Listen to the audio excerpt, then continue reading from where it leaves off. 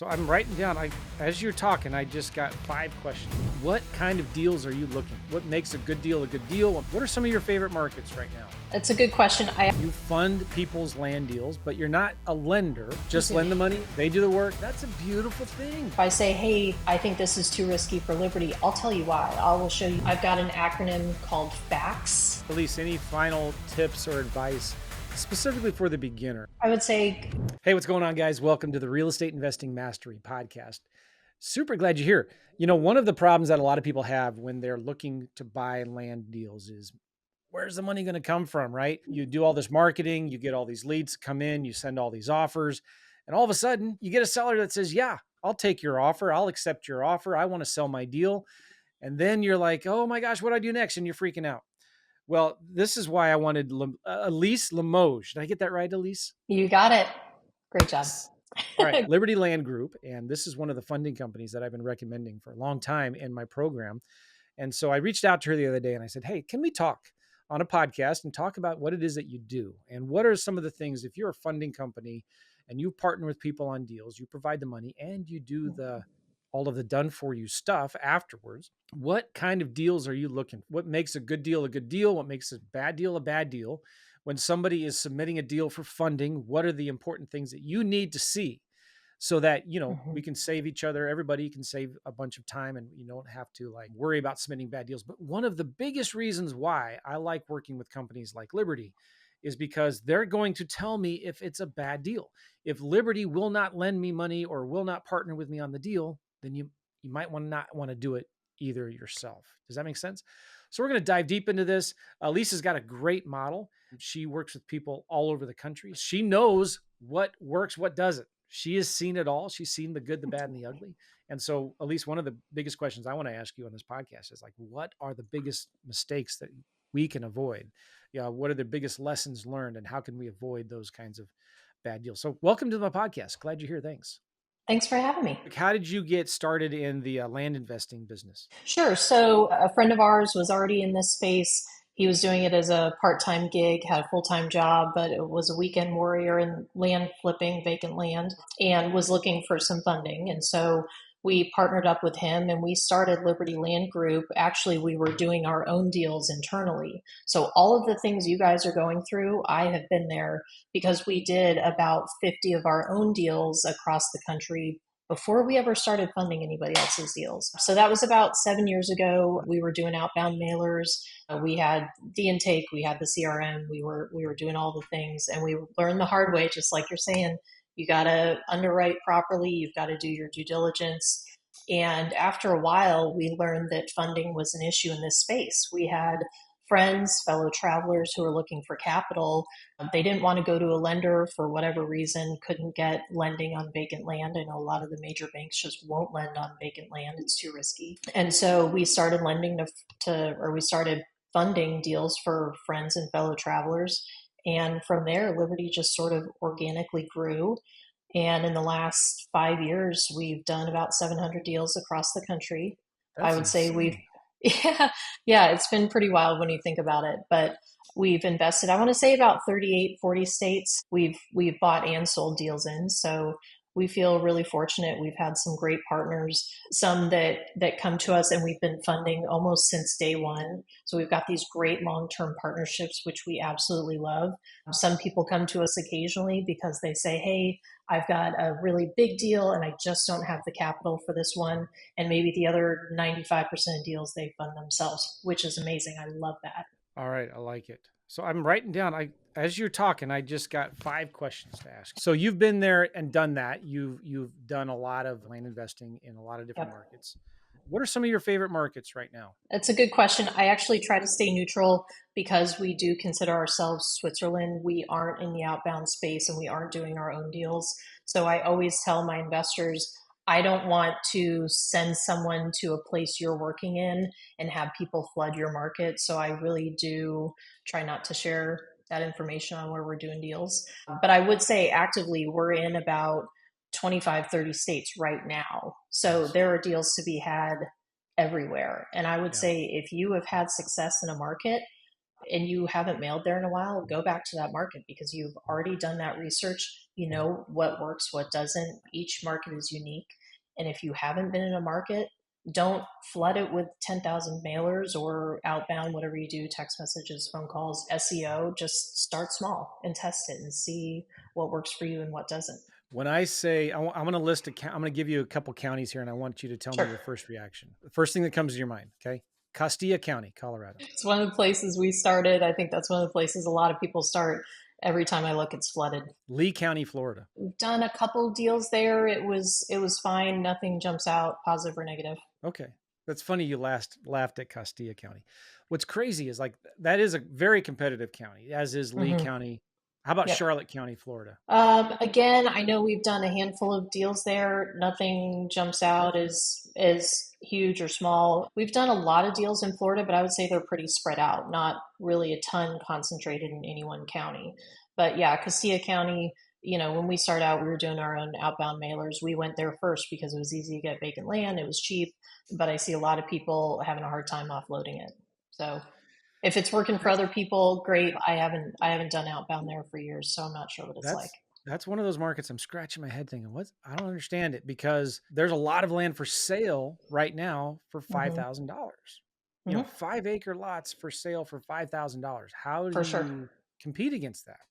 I don't know. I don't get it. And I think that what the people are doing a lot of deals there, and probably how they're doing it is they're buying it for 3,000, selling it for 5,000, and they're okay with those quick little $2,000 profits assignments, Yeah, right? and I would say when we were doing it, we did a lot of seller financing there. So I would be speculating, but I would think a lot of the stuff that is moving there is probably, $99 down, 99 a month kind of Yeah. deal. Which makes sense if that's what your model is Yeah, to do, yeah, right? yeah. For some people are making it work, and I see people that have been doing it for a long time still buying and selling stuff there. So if the right deal came along, there are some pockets in that county that are great. So, it's hard to paint any geography with a broad stroke. I'm sure we still own stuff there, but especially stuff we sell or finance for, forever and a day. But yeah, I don't know that I would mail there right now if I were mailing. Okay. So let's talk about what it is that you do. You fund people's land deals, but you're not a lender. Talk about Correct. what it is that you actually do. And talk about I think this is brilliant. I love this, especially for people just beginning in the business because you kind of take away all of the risk almost, right? Or you take on the risk yourself. Absolutely. So typically, what happens is somebody gets a deal under contract and they approach us and say, look, I've got this deal under contract. I have done some preliminary due diligence. I feel like I understand what it's going to sell for. Here's what I think it's going to sell for. I think it's going to be roughly 2x of what I'm asking you to invest in this deal. And I would like for you, Liberty, to fund it. And so what that means is I'm paying not only the acquisition costs, I'm paying closing costs, if there are back taxes, if there are back HOA dues, anything we need to do to get within reason, right, to make sure the property is free and clear. All of the money after the person has gotten that property under contract is coming out of Liberty. Sometimes there's testing that needs to be done. Certain geographies, you need to know if it's good soil and if you're going to be able to put in a septic test. We are paying for that test. If there's a title search and for some reason the deal doesn't close, we're the ones paying for that title search. So if we feel like it's a good deal, we feel strong enough to send it to full underwriting, and I've given you preliminary approval, that means whatever costs I expend, I'm never going to expect you to come out of pocket for. Okay. And then if it's a good deal, you will Mm-hmm. lend on the deal. If it's not a good Mm-hmm. deal, you don't lend on the deal, right? And exactly. And if I say, hey, I think this is too risky for Liberty, I'll tell you why. I will show you the comps we found. I will show you where there's a floodplain or a wetland that's problematic. I will show you if we're seeing access is problematic or something in the title commitment is problematic. We will give you a reason. We're not just going to say, hey, we're not gonna fund on this and turn you away. We'll try to use it, as you mentioned earlier. We'll use it as an education opportunity and say, based on Mhm. what we've seen in the past, this is going to be a challenge. We really think this could be a deal breaker. Here's why. And 99% of the time, if we don't think it's a deal worth funding, a lot of the time the investors will just walk away from it. Which is a good thing. It is a good thing. Yeah, Right. yeah. You want to find this out now. You don't want to find Exactly. this out after you buy it. Do you ever tell the person, hey, listen, if you get it under contract at this price, we Absolutely. might be Oh interested. yeah. Yeah, absolutely. A lot of the time I will say, "Hey, I know this market and I've seen comps go this way. I've seen challenges here. Have you talked to a realtor yet? What do your comps look like?" And if I see conflicting comps, I'll say, "Hey, look, I really think our expected exit price is a little high. So I think we're going to exit at X. Can you get the contract down to half Isn't X?" that's a beautiful thing? I mean, because now, guys, you can go back to the seller and say, hey, listen, I talked to my financial partners, I talked to my lenders, and we can't do it at this price. We could do it at this, right? So you now can blame Elise for why your offer was too high. And you could go back to the sellers because sometimes people were afraid to do that. We're afraid to go back to the seller and say, I'm Mhm. sorry, I made a mistake. But now you can blame it on somebody else and go back to the sellers and get the discounts that you want. Now they may say no, forget it, but that's fine. Mhm. You maybe need to send a termination notice to cancel the agreement that you had, but you can now follow up with that seller every 30 days. And Elise will fund the deal at this price, right? So now you can send the offer to the seller as part of your follow up for the next 5 years. Send them that offer over and over and over again. So I love this because this is now when you decide to partner with somebody with Liberty Land, they're acting like a filter for your deals. Which Yep. have you? I don't. Most people here haven't done 700 deals in 38 different states. So wouldn't it be good to get some advice and an opinion from somebody who has? and Yeah, and we're happy to be that sounding board. I tell people all the time, hey, if you're uncertain about something, send it my way and I'm happy to give you feedback. I love it. Okay, so now you have different structure on how you partner with people on the deals, right? You either We just do. lend the money, they do the work, or you lend the money and you do all the work, right? Yep, absolutely. So we have two different funding models. The first is a joint venture model where if Liberty funds the deal and we manage, that means we're doing all the work, get it through title, work with the realtor, get it sold. In that instance, we get 60% of the profit splits and our partner gets 40% of the profit splits.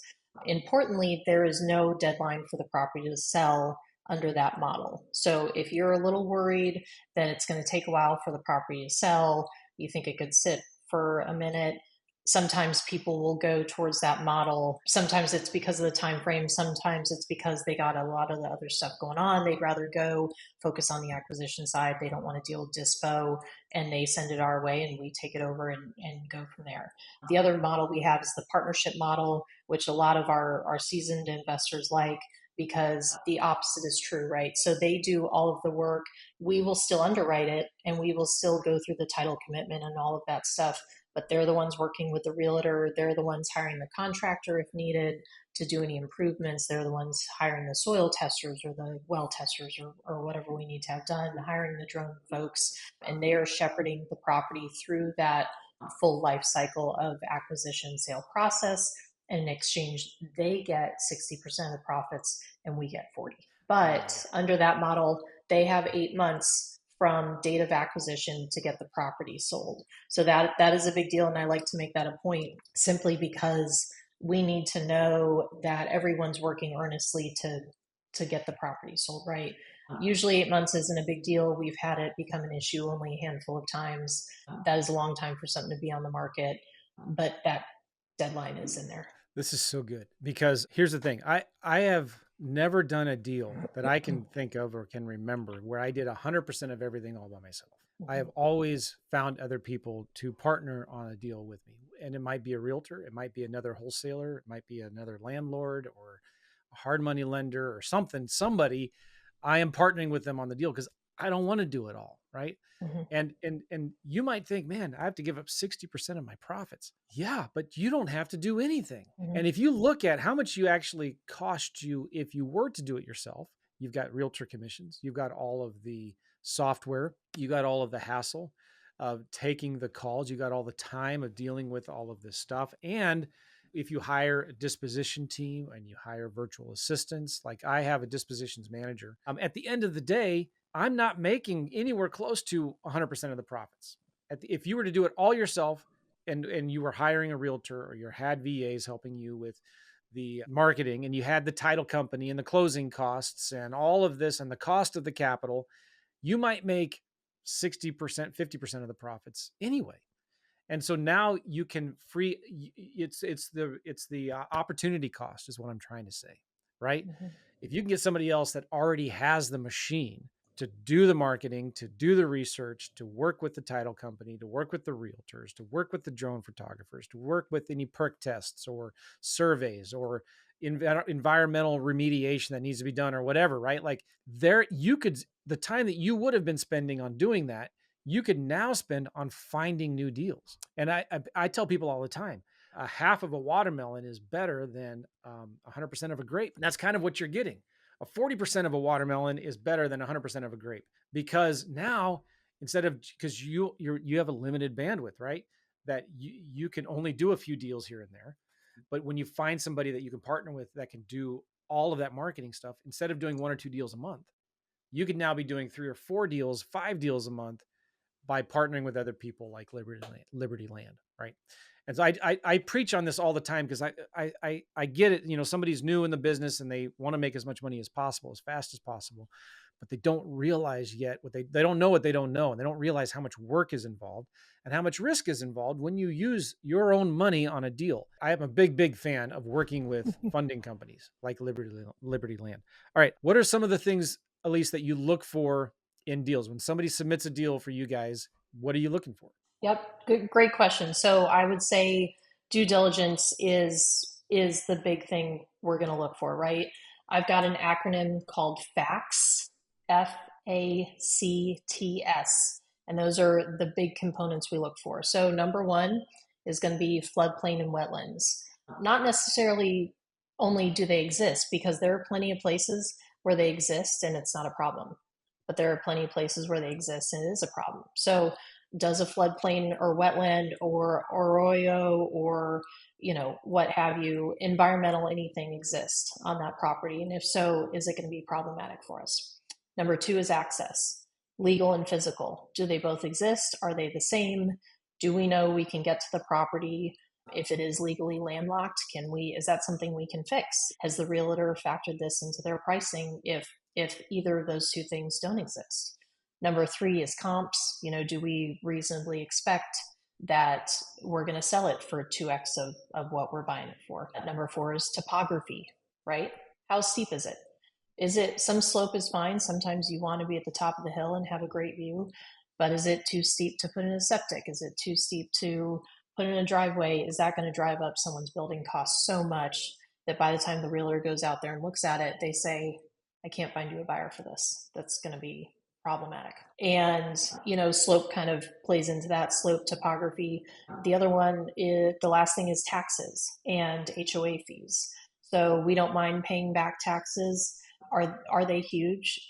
If so, why would somebody why would they let paying taxes go for so long? Sometimes that's an indicator that there's a problem on the property. If it's valuable, usually people are paying their property taxes. They're keeping up on their HOA dues.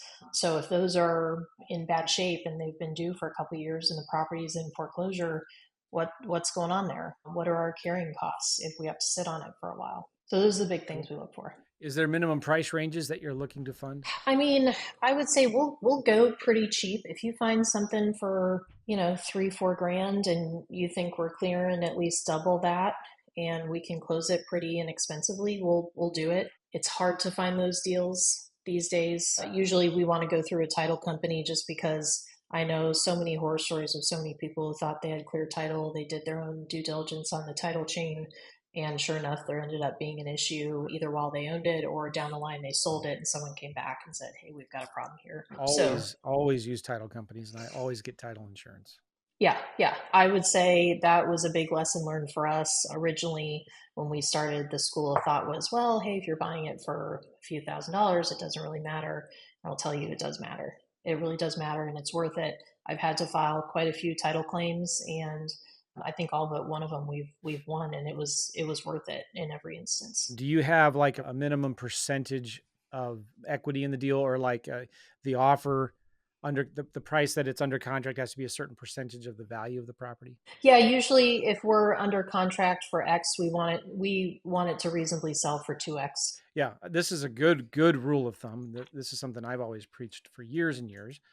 Try to offer no more than 40% of what you think you can sell it quickly Yeah. for Yep. in 1 or 2 months, right? And so Hmm. that might mean then you negotiate it up at the most 50%. That's my rule of thumb.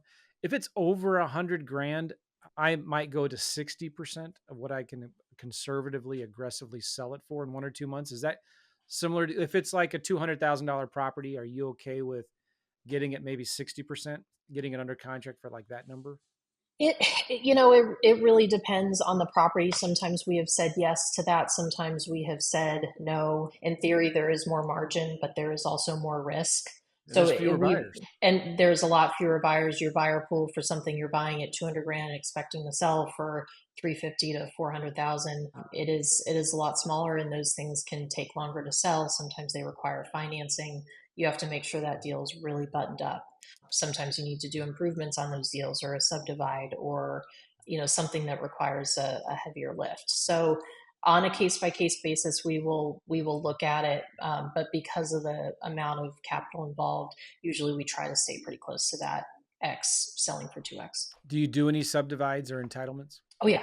Oh yeah. We try to stick closer to the minor or exempt subdivides. And what I mean by that is something that's going to have very minimal government oversight or approval requirement. In some counties, that could look like, hey, I'm buying a 40-acre parcel, and if I divide it into four 10-acre lots and I have 150 feet of road frontage on each of them, all I have to do is survey it and record it, and we're good. We will do those all day long. We love those deals. More of the major subdivides we have done. We try to steer clear of those just because, especially in some of the smaller counties, you can run into issues where they don't want to approve your major subdivide for whatever reason. You're typically looking at a pretty heavy capital infusion there. You got to put in roads, you've got to put in utilities, and it takes a lot of time. So while we can do that, we found that it's quicker and more efficient to stick to more of the exempt or minor subdivides. Sometimes a quick nickel's better than a slow dime, Yeah, right? exactly. Exactly. Do you ever do owner financing where you buy a deal and sell it on owner financing? Oh, we definitely have, especially when we started, and I'm sure we're still carrying some of those notes. I would say we will do it these days. We try to stay away from it. If we are going to do it, I want to make sure we have our capital back in 9 months. So whatever those numbers look like, whether it's a higher down payment or a pretty hefty monthly payment, we want to make sure that our risk for owner financing is pretty limited. When you're going through a title company, they really don't want you to do a contract for deed. They want you to convey the deed over, and so the property's in someone else's name, and you still have all this debt that's owed to you. What if they don't keep up on the taxes? What if they default? There's a lot of risk there. So we will do it with certain parameters. On your properties, your individual properties that you own that you've sold in the past on owner finance, Hmm. or you own it, you have the title to it, right? And you Yep. sell it on owner financing. What's your preferred way to sell deals on owner financing? Do you do a land contract for deed, or what do you do there? Yeah, we used to. That's what we did when we started out. But these were a lot smaller properties. Some of them are kind of apples and oranges of what we're working on now. When we were buying stuff, we were buying things for the $5,000 and $10,000 and selling it for 10 and 20. And now when we're buying stuff for 50, 100, 150, 200,000, you're it's going to be hard to sell it on land contract under that model. So is there a sweet spot for you, a sweet spot type of a property, certain price range that you like? Man, it's a good question, but I feel like we've invested all over the place. I mean, we've done deals that buy 50, sell for 100, buy 40, sell for 75. We think it's selling for 85, but hey, we got a quick offer at 75. Great. Let's fast money is the best money. And if we can get something offloaded quickly, amazing, right? I always tell people I'm not one for tripping over dollars to pick up pennies. I don't necessarily want to hold out for the top dollar. Let's just sell it quickly. So, we found great deals in a whole bunch of pricing ranges. And what is your philosophy when you sell? Are you trying to sell it as quickly as possible? what's your are you pricing it high and then lowering the price? Or are you trying to price it aggressively right from the start? Yeah, again, so really great question.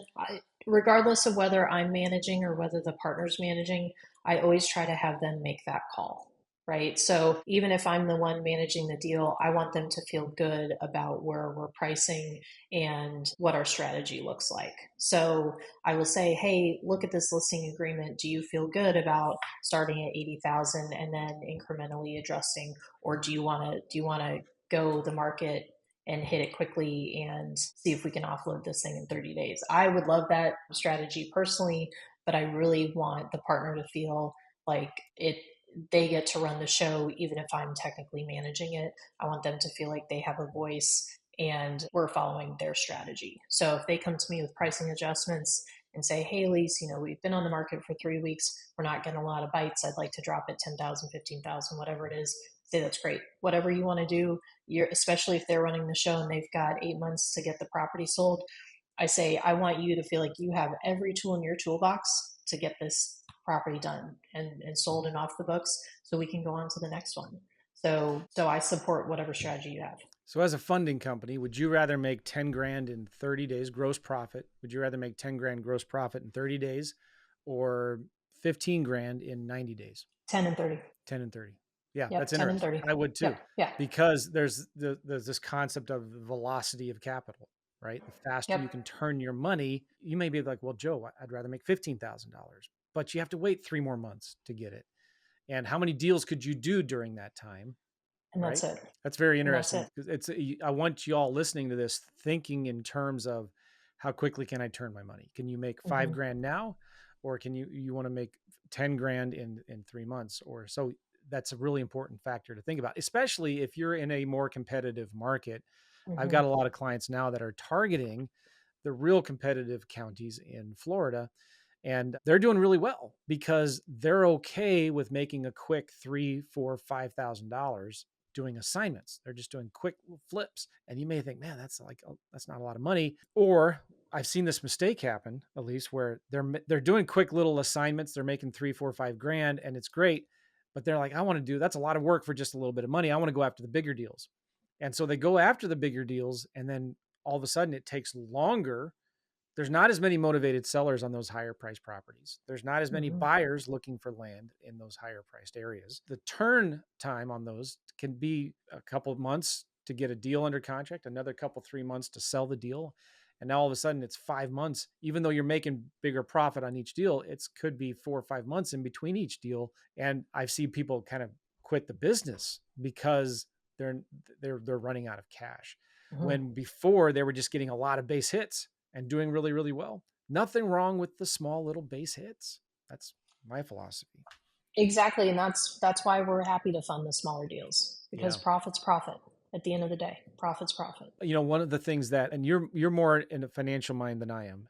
I always, sometimes I'll lend money on a short term deal that I get back my money in a couple months. But I like to look at it in terms of an annualized return on my money when Mm-hmm. I'm lending money on a deal. Is that something that you look at it as well? You look at, okay, even though the money was only out there for a couple months, on an annual basis, that's 100, even though I might have made, I don't know if I'm making sense here or not. Help me out here. I might have Yeah, only made 10% of my money, but it was out there for 2 months. But annualized, that could be 40, 50% annualized return. yeah. Is that how you look at your money sometimes as well? That is one of the metrics we'll look at sometimes. A lot of what I'll look at is, hey, what was our individual return on this deal, and how was our days on market? How long did we own this property? I would say our average, last time I looked across the 700 deals, our average acquisition to sale date was maybe 144 days. So that's our ones that sold quickly. That's our ones that we had for years because we bought something, we had a problem, we didn't realize it, especially at the front end. So 144 days, how did that property's life cycle compare to that 144? Okay, yeah, that's interesting. That reminds me of another thing. Another huge advantage to working with a funding company is if the deal goes bad. We don't want to see this happen, but it's your money that's on the line, isn't it, Elise? That's it. Yeah. And that's especially with folks who are starting out. Two of the reasons they always give me when they come to me is, hey, either I've sunk a bunch of my money into my outbound mailer text text campaign, whatever it is. And I have all these contracts and I don't have enough capital bandwidth to invest in all of them. So that's one of the reasons they approach us. The other one is they don't want to take the risk. They've got a bunch out there. Maybe some things are sitting for longer than they thought. Maybe they were going to try to double close, and the double close didn't work out. And so they're coming to me because they've got 21 days left on their contract with the seller and they haven't sold the property yet. And they're coming to me sort of panic saying, hey, can you step in at the last minute and help me out? Because otherwise I'm going to lose this deal. Like, yeah, sure, that's fine. Happy to help How much out. time do you need in advance? Yeah, good question. So typically we say give us 21 to 30 days. If you already have title commitment, that's a lot easier. And 21 days is usually adequate, but I don't know. Sometimes we need a survey, sometimes we need a perk test. And a lot of the things that push out that due diligence timeframe are getting contractors lined up because some counties they're in such high demand that we can't get them out on site for 2, 3, 4 weeks, Yeah. what have you. Sometimes it takes a while to get the title commitment back. Sometimes it takes a while to have the county or the municipality call us back. So if my team will act quickly, they will start on it the day or 2 days after I give preliminary funding approval. And this is all they do. I've got one gal who's worked for me for years. All she does is due diligence. So out of the 700 deals we've done, she probably did due diligence on, I don't know, 550 of them. So this is what she does. A lot of the counties she's already talked to.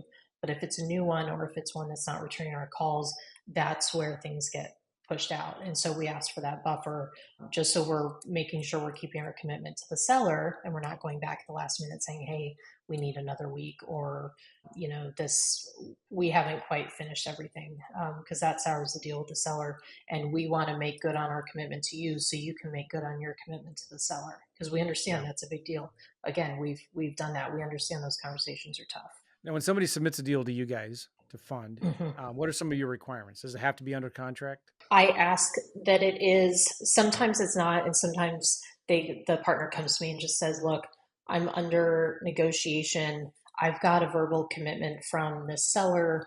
We are there. They are ready to sign, but I just want to make sure that my potential deal funder has looked at the comps or has done a 5-minute review. And if there's something I'm missing, I know it now before I'm under contract." In case I need to renegotiate, I don't have a signed paperwork that I've got to go back on. Yeah, but that's rare. Typically, Mm-mm. you want it under contract, and that's what I tell Yeah, everybody in my yeah, yeah, community. yeah. Just get it under contract, and it's okay. I tell people too, like it's okay if you make a mistake. It's okay to go back to the Yeah. seller and renegotiate or cancel the agreement. Just Hmm. get it under contract at the cheapest price that you can. Obviously, do what I teach in the course, right, and get it under contract at a good price. But like, send it to Liberty, let them review it, and they'll tell you if it's a good deal or not. And there are some things you may not be able to know when you get it under contract. There are Yeah, some things that you don't know until you see a title commitment. There are some things you don't know until you start talking to the county. If you're working in that county, I would get to know the folks in the assessor's office. I would get to know the folks in planning and zoning and the environmental health department, get to know them, ask them questions early on so that you can anticipate some of these issues that can come up that can be geographically specific. But some things you just don't know when you're under contract. There's some things we miss, and then our team goes deep into due diligence, and sometimes it's last minute too. We find out, oh, a transformer is going to be required to get electrical, and it's going to be another $60,000, and we were going to sell the property for 35. Okay, well, couldn't have known that until the electrical company called right, you back. right. So do the Um, best you can, like you said. I want to ask you some questions that, in terms of best practices, what are you seeing right now that's working on the disposition side when you're selling deals? What's working right now? I would say I rely pretty heavily on realtors who are specialized in selling vacant land because that's what we're specialized in. We're not really doing houses, we're not doing structures, we are doing vacant land. So if you have a commercial deal, make sure you are working with a commercial broker who is in that space and they are a listing broker and they know what they're doing. Make sure it is somebody who's land specific, who's not just kind of dipping their toe in the water. We go on Zillow and we say, hey, who has sold in this area? I would say for me, it's worth it to pay the realtors their commissions. I'm Yeah, happy to do it. 100%. I know people send out mailer letters and sometimes, or neighbor letters, sometimes those are great. I know people do Facebook. I know that can be great. We don't do that typically. I haven't seen that work for some of the bigger dollar value properties. So it is typically the realtors and making sure they're on MLS, because I've come to find not all realtors are on the MLS in that geography and they want to list our Hmm. property. So it seems like a crazy question you have to ask, but ask that question. How many vacant land properties have they sold? How many recently? What's selling? What's sitting? Take the opportunity when you're getting those comps to talk to them about their experience as listing agents. And you're taking down the property, right? You're buying it and closing on it before you turn around and sell Absolutely. it. Yep, absolutely. I know some folks double close and that works for them. For me, I say if it's a good deal, I want my name on title. If we're ready to close, we will close as quickly as we can. It's cash, it's our cash. We don't have a lender behind us. It's our name on title. We own it free and clear, period. Which is another huge advantage to working with you guys, is because all of these wholesaling regulations that are coming that have already happened, Mm-hmm. right? Where in Yeah. Illinois, Oklahoma, all Mm-hmm. these other states that are saying, hey, you can't do any wholesaling here unless you're a licensed realtor. Right. It's illegal, immoral, and fattening, and you're going to go to jail and get the death penalty if you do it. Like people are freaking out, like I can't do it Mm-hmm. anymore, and Mm-hmm. that's actually a good thing. I tell people, oh my gosh, that's great, because now you have the money behind you. You can close. Go ahead and just close on the Close it. deals. Close it. Yep. Yep. If you're using your own money, if you're using Liberty's money, if you're using a different deal funder's money, if it is a good deal, close on it. Because if it's a good deal, why not have it in your name? If you have good reasonable expectation it's going to sell, it's past your due diligence, there's no reason not to have it in your name, because I will tell you things can go south between getting that property under contract and getting it sold. The seller can have cold feet. And Hmm. yes, there are recourses, but that is tough to Yeah. do. It takes time, effort, and money.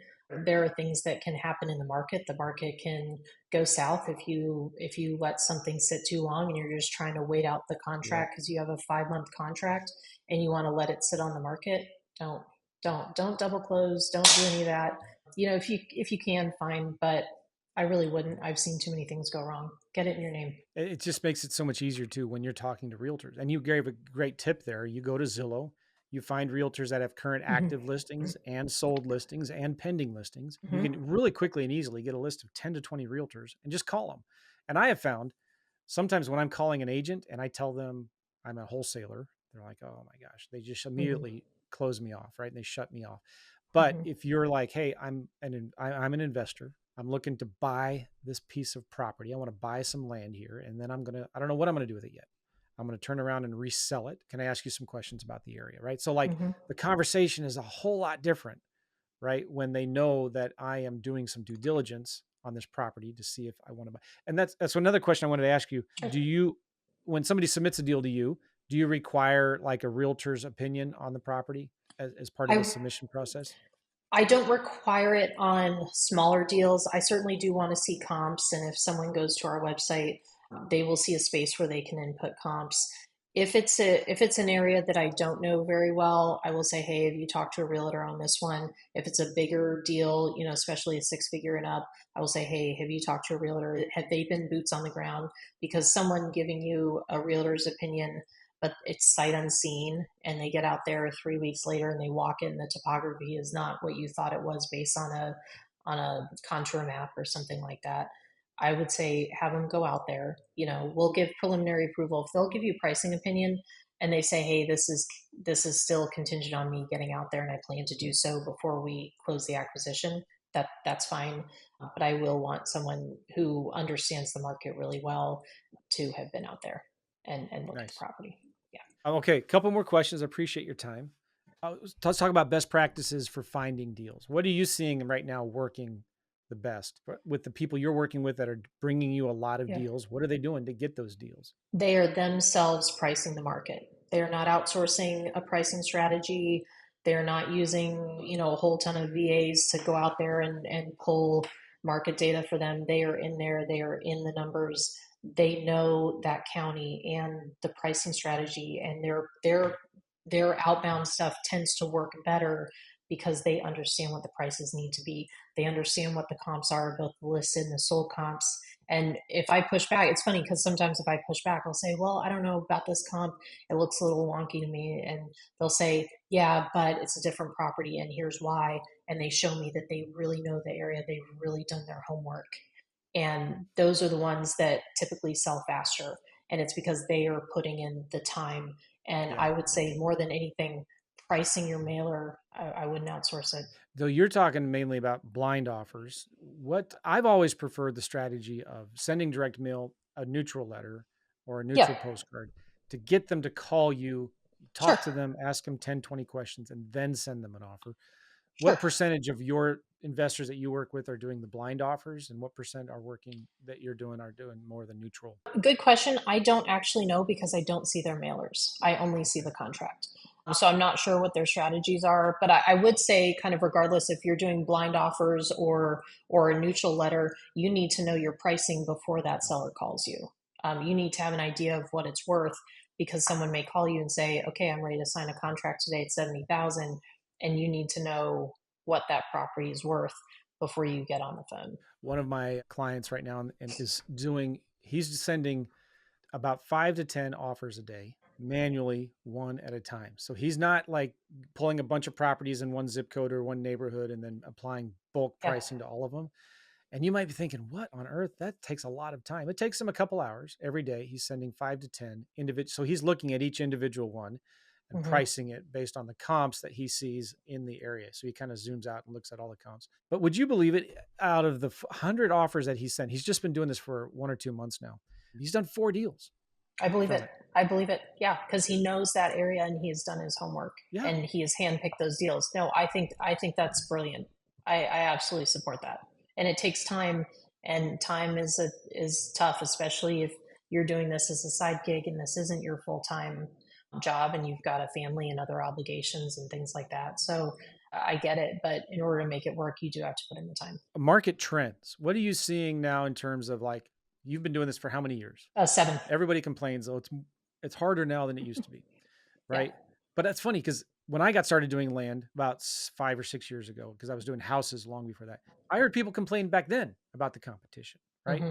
And so it's always been people complain. But so you've seen trends come and go, investors come and go. Like, where are you half glass half full, glass half empty? I'm always glass half full. I mean, I think if it's a seller's market, then hey, you've got a little bit more cushion on the sell side. If it's a buyer's market, hey, get your mailers ready, get your outbound campaign, whatever it is, get it ready because it's a great time to buy. I will say there are always investors coming in, but a lot of time I see investors cycling out. They're taking a break. They have other obligations. They don't have market confidence like you're talking about. So yes, it is always going to be tight. This is a great business, and there are going to be people entering the market constantly. They're also going to be exiting constantly. So if you know your markets, I would say keep working in those markets. Some markets are easy to start it out in, like the Castilla counties, but there's a lot of people in those markets. So do you want to go there where it's already flooded, or do you want to find somewhere else where maybe not everybody's mailing to? What do you have any favorite tools that you use for market research, finding comps, things like that? Yeah, I would say I know Zillow's an easy one, but I use Zillow a lot, even in the non-disclosure states. If I can't see what it sold for, I see what it was listed for. I look at how many days it was on market. You know, Zillow's not perfect, but I look at all I can. If I can get MLS comps from the realtor, I'm looking at that. Redfin, Lands is a little tough because it's self-reported, but I will go there and see what's listed. So Yeah. anything that's out there we'll try to look at and say, okay, if there, what deals are on one site that aren't on another. But the days on market, I look at, especially if it's a new market for us, when we're putting something live online, I'm tracking those Zillow metrics. How many people are looking at it? How many people are saving it? What does that mean about this market? What does that mean about our price relative to our competition? Elise, any final tips or advice specifically for the beginner, somebody who's wanting to get into land? They're a little intimidated. It's not something they've done before. What kind of advice would you give to them? I would say go ahead and send a few letters out. Just get it out of your system. If you haven't done your outbound campaign yet and you're worried about biting off a big chunk, or if you're worried about sending 1,000 mailers, don't send 1,000 mailers. Send 100, send 50. See how it goes. You can start in baby steps. You don't have to boil the ocean, as they say. You can start with a few simple tools. You don't need a big fancy website. You don't need all of these huge things. You can start just with a simple letter saying, hey, I'm interested in buying your property. If you have access to internet and you can do the research on your own, you can send a letter out and just get started. There's no reason not to. It's not expensive to send 10 letters. It gets expensive when you ramp up, but you don't have to start out with 1,000. And I would say if you're in a new market, don't start out at 1,000. Start at a lower number and see what your response rate looks like, Yeah. and then escalate. Okay. What do you tell the person getting into this and is interested in, like, does it really work? Can I really make, 5, 10 grand a month flipping land? What do you say to them? Yeah, I'm proof of it. I mean, I didn't know anything about this business 6, 7 years ago, and we started small. We started in some of the easier markets, and we started with a few deals, and we just grew it organically from there. And everything we've done has been organic, and it organically grows. And so, yes, it is absolutely possible. You have to put in the time, and you will be frustrated at some point because you will have a mailer that doesn't work out. At some point, if you're doing volume in this business, you will have a mailer that doesn't work out. Don't give up. Try another Cool. market. Send another 10, 50, 100 mailers out.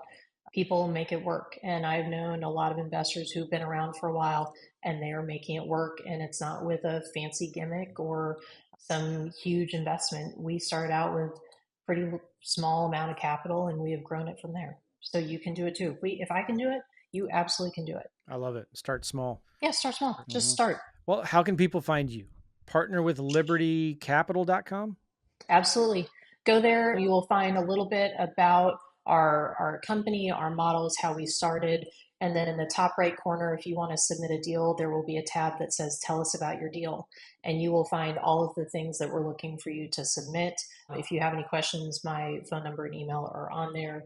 Feel free to reach out anytime. I'm happy to help. People helped us out when we started, so happy to pay it forward. I love it. Partner with libertycapital.com. Capital is Capital, right? That's it. Nice. Cool. Elise, do you have any other website or any other resources you want to share with somebody? Are you on the socials? Do you have an Instagram? I mean, we do, but so much of our business is word of mouth that I'm not really out there advertising. All of our realtors are doing their own marketing of the properties. So for me, the word of mouth referrals is what's gotten us where we are today. So if you go to our Liberty Land sales, I think Instagram page, it's woefully outdated. So yes, we have it, but since I'm not doing a lot of the marketing, we've got realtors doing it. You won't see a whole lot from me on social media. Nice. But reach out. I am on there. I'm just not necessarily actively posting stuff. That's fine. I would be worried if you were. It would mean you're not doing that many land deals. Yeah. Show me somebody who's really active on social media, and I'll show you somebody who's not doing a lot of deals. Elise, thank you so much. Partner with Liberty Capital, partner with libertycapital.com to bring Elise your deals. We appreciate you. I appreciate y'all. Thank Okay. you for listening to the podcast and the show. Have a good one. Take care. Bye, guys.